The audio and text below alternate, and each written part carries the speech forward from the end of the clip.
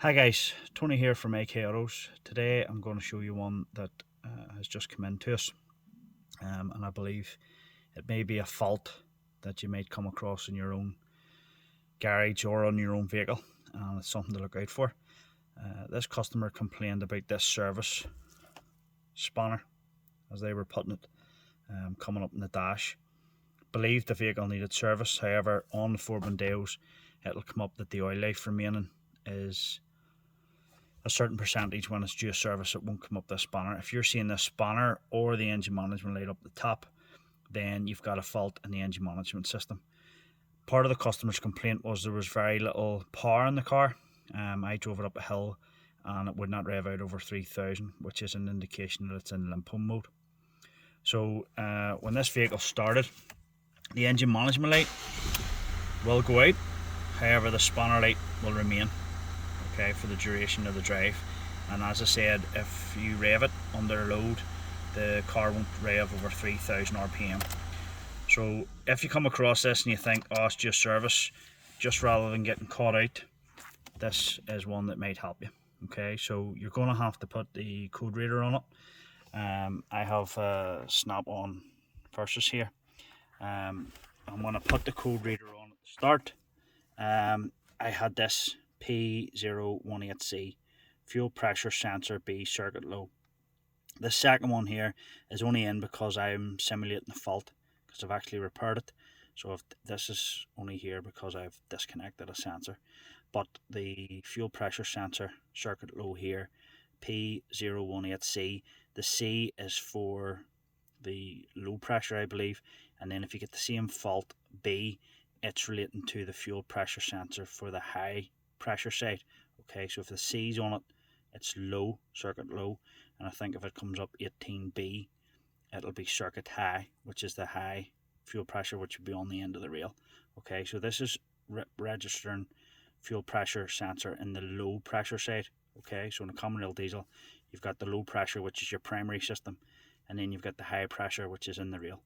Okay, so I had to look at the intake system, all the intake pipes, of fuel filter, etc., to see if there's any visuals. You know, obviously it'll leak or anything, but this seemed to be electrical. So just going to go under the bonnet here and show you what we found.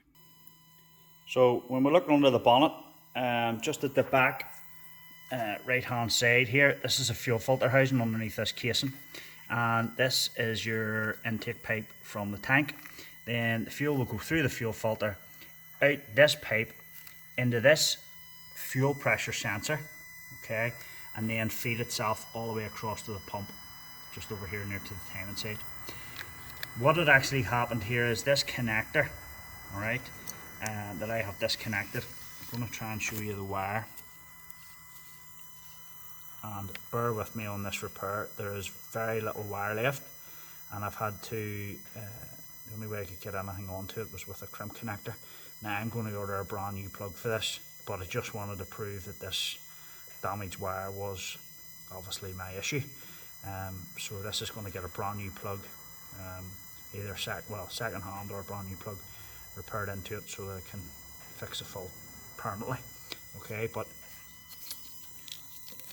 if I go back here and connect that back into place, okay, what had actually happened was this return pipe here, this return fuel pipe, you can see I've cable tied it up, but it actually hangs down. It's very loose. A lot of the piping on this seems to be very loose. It's not very well held in, but this had actually lay down. This section here was actually lying and rubbing on that, and I can see this being a common fault. So it is something that I think you should always have a look at.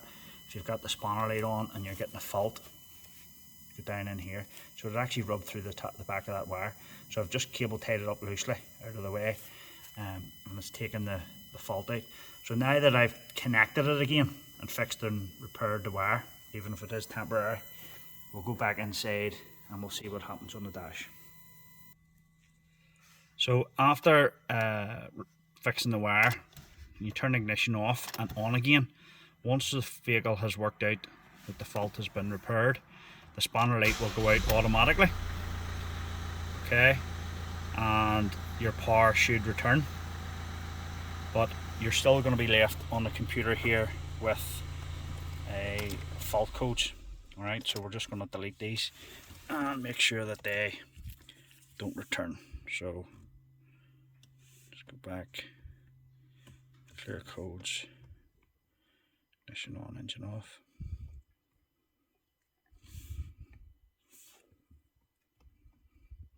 And now you can see that the codes are cleared. Obviously with the broken wire before, every time I cleared the fault, it just came in automatically, so I knew there was something permanently at failure.